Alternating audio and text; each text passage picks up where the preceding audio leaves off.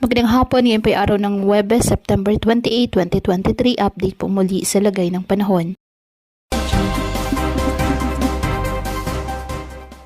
Ayon sa Pag-asa, dalawang low pressure area ang binabantayan ngayon.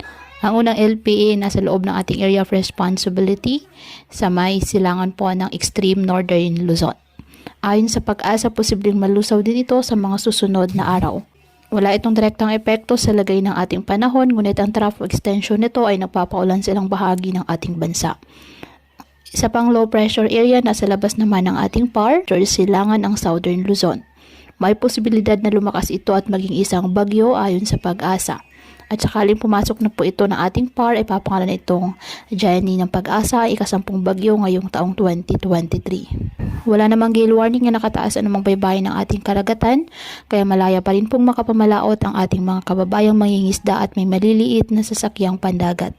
Ngayong araw, asahan ng pag-uulan sa ilang bahagi ng Pangasinan, Zambales, Calabarzon, Mimaropa Region, Visayas at Mindanao.